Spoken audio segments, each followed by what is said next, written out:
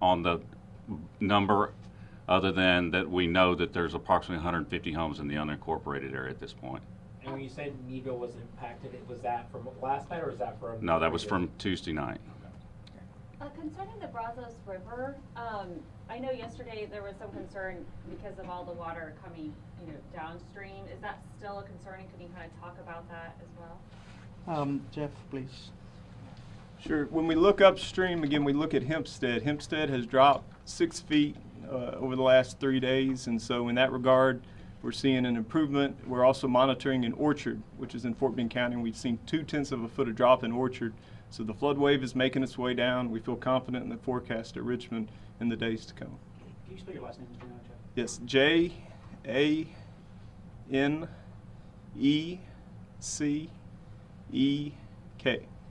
you. So is the Brazos River, I know yesterday that was a major concern. Is that still a major concern, or? It's still a major concern because it's still at moderate flood stage, but we do feel confident that there will be little additional rise, which is a very good thing. When it comes to communities like the Sienna Plantation, there's images that some of the sports complexes were flooded. Any word as to damage in that area?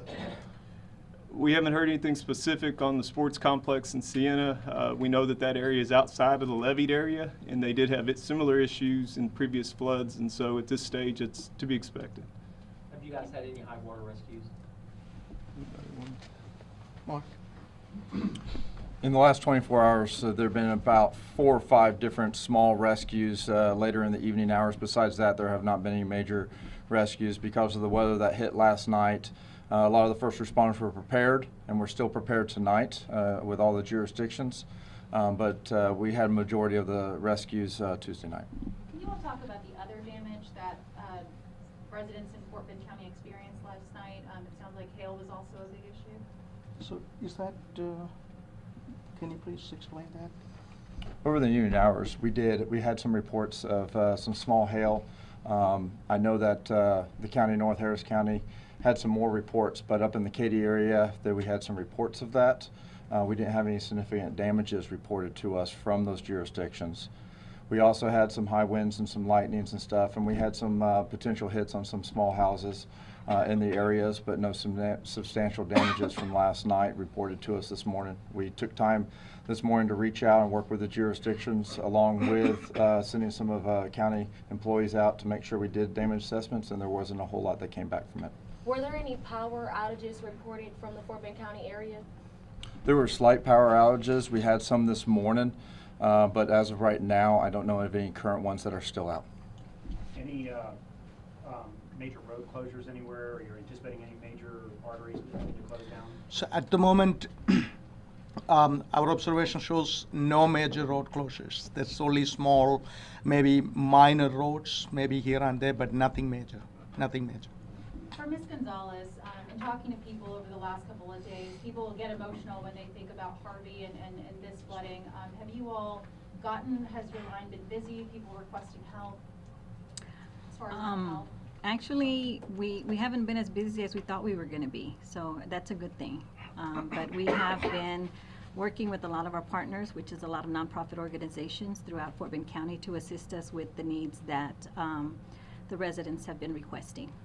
And if there's any residents that are in need, could you just kind of list some of those resources?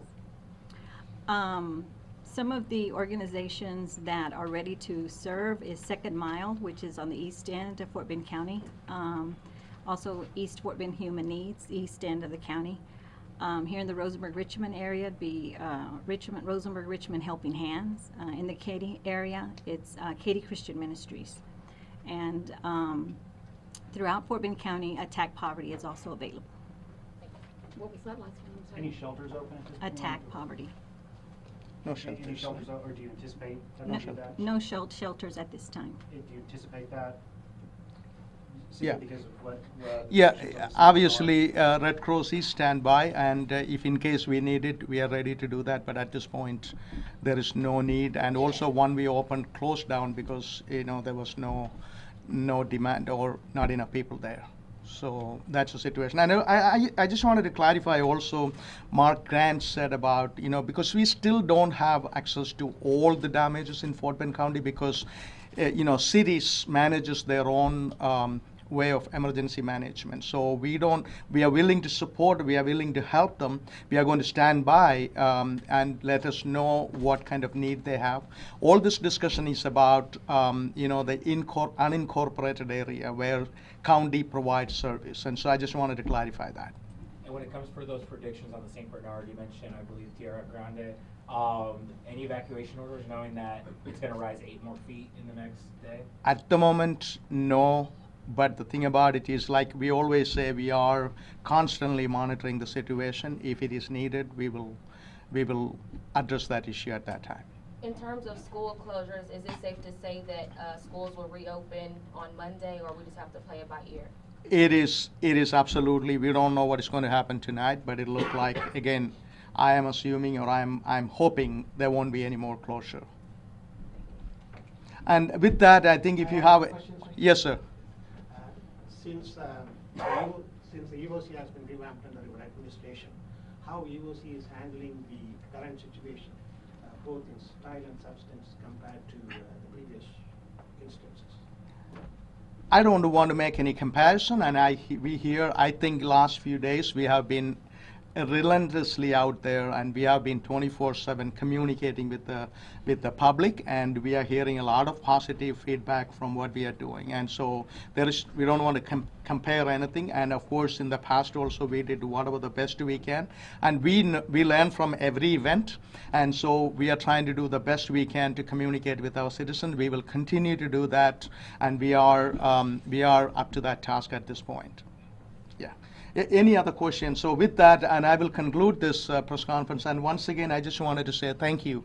Thank you for being here. And without you, we cannot get this information out. And with your service to the community, and I greatly appreciate it with that. Thank you very much. Good afternoon. Mr. Flathouser, can you spell your name, your last name? FLATHOUSE, just how it Oh, sounds. just like it sounds. Okay, thank Yes, you. sir.